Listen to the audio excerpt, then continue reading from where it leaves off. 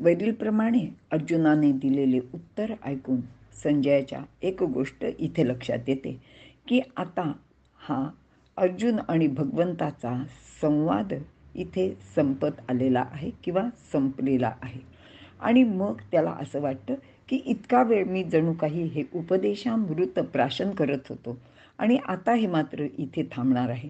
पण ते काही थांबणार नाही तसं, कारण संजयाला या सगळ्या गोष्टीची वारंवार आठवण होत राहणार आहे.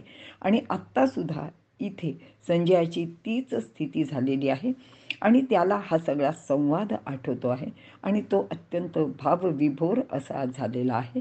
आणि त्याच्या आता हे लक्षातसुद्धा येत नाही आहे की आपण इथे ह्या राजा धृतराष्ट्राला कुरुक्षेत्रावरच्या युद्धाचा वृत्तांत सांगण्याच्या निमित्ताने इथे आहोत.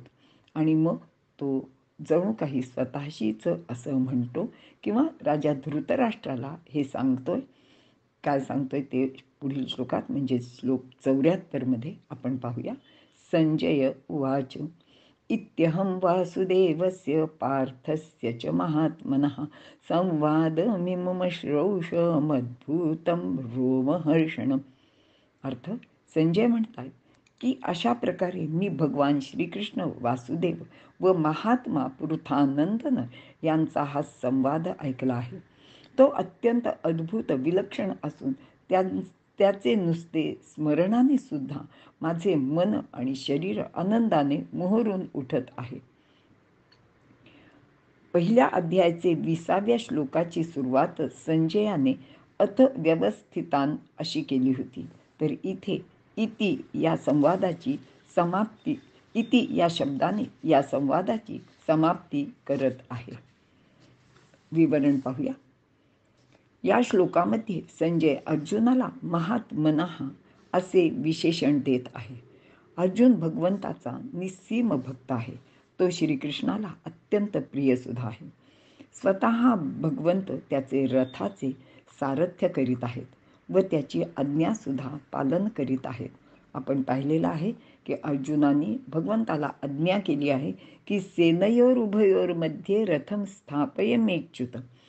गीता उपदेशात अर्जुनाने विचारलेल्या अनेक प्रश्नाला भगवंतांनी म्हणजेच श्रीकृष्णाने यानंतर अत्यंत आस्थेने अशी उत्तरे दिलेली आहेत. आणि माऊली याचं फार सुंदर वर्णन करतात की हा भगवंत कसा आहे, ह्याचं अर्जुनावर किती प्रेम आहे ते तुम्ही बघा. हा कोपे की निवांतुस आहे, हा रुसे तरी बुझावीतच आहे, नवल पिसे लागले आहे पार्थाचे देवा. किंवा परी पाचाही आतू अर्जुना, श्रीकृष्ण सावियाची झाला अधीना, कामुक का जैसा अंगना आपैता कीजे.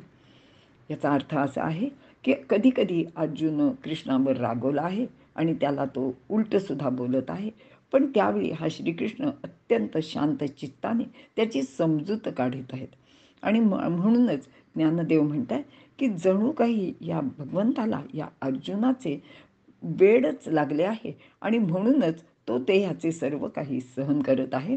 आणि दुसरं उदाहरण माऊली असं देत आहेत की कामुक का जैसा अंगना, की एखादा कामुक पुरुष एखाद्या स्त्रीच्या जसा अधीन होऊन ती सांगेल त्याप्रमाणे आपले वागणे करतो किंवा आपले वर्तन करतो, तसाच हा भगवंत ह्या अर्जुनाच्या अगदी अधीन झालेला आहे. असा हा अर्जुन आहे. आणि त्याचे संजयाला म्हणूनच संजयाने त्याचा महात्मन असे म्हणून गौरव केलेला आहे.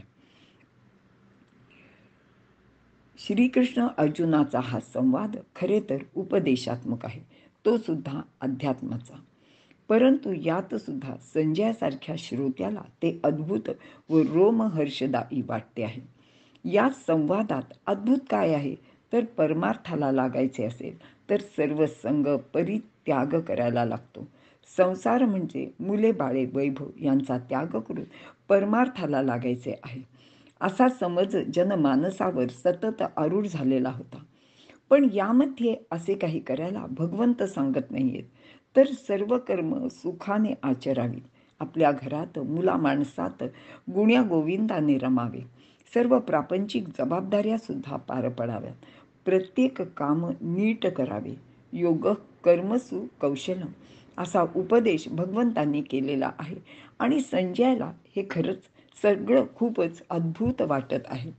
यापूर्वीचे सर्व समज आणि गैरसमज दूर करणारे असे हे याचे भगवंताचे बोलणे आहे. आणि हे फक्त सर्व करताना एकच छोटीशी अट भगवंत सांगतायत, की तू जे जे म्हणजे आपण जे जे कर्म करायचे तेच ते सर्व भगवंताला अर्पण करायचे. आणि एकदा का तशी सवय आपल्या मनाला लावून घेतली की मग त्याने मनुष्याचे सर्व प्रकारचे कल्याण होते. बरं, मनाला अशी सवय लावणे सुद्धा तसे सोपे आहे, कारण यापूर्वी भगवंतांनी सांगितलंय की या मनाचे एकनिके जे गोडीच्या ठाया सोके. तर एकदा का त्याला ह्या अशा सर्व गोष्टीची गोडी लावली की मग मात्र ते मन त्याप्रमाणेच वागत राहते. आता असा जो पुरुष रागद्वेष न करता आपल्या कर्तव्याचे पालन करतो, स्वधर्माचे आचरण करतो, तो सुखपूर्वक मुक्त होतो. त्याला जन्ममरणाची येरझार करावी लागत नाही. आणि 3ऱ्या अध्यायात तर भगवंतांनी स्वधर्माचे महत्त्व सांगताना असे म्हटले आहे की तुम्ही व्रत नियमून करावे, शरीराते न पिढावे, दुरिकेही न बचावे, तीर्थासिगा योगादिक साधने, साकांक्ष आराधने, मंत्र यंत्र विधाने झणी करा, देवतांतरा न भजावे, हे सर्वथा काही न करावे. फक्त काय करा तर तुम्ही स्वधर्माचे आचरण करा, असा हा यातील उपदेश आहे. आणि तो संजयाप्रमाणे आपल्याला सुद्धा अद्भुतच वाटल्याशिवाय राहणार नाही. म्हणून इथे संजय म्हणतोय की अद्भुतम इमम रोमहर्षण.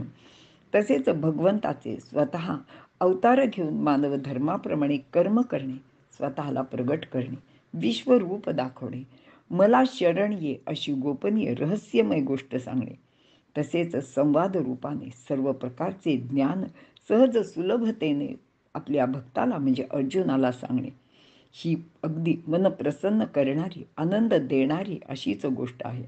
तसेच विश्वरूप दर्शनाचा 8व रोमहर्षित करणारा प्रसंग आहे, असे संजय राजा धृतराष्ट्राला इथे सांगत आहेत. यानंतर अजूनही संजय आपले मनोगत सांगणार आहे. ते पुढील 2 श्लोकातून आपण पाहणार आहोत. इथे आपण थांबूया.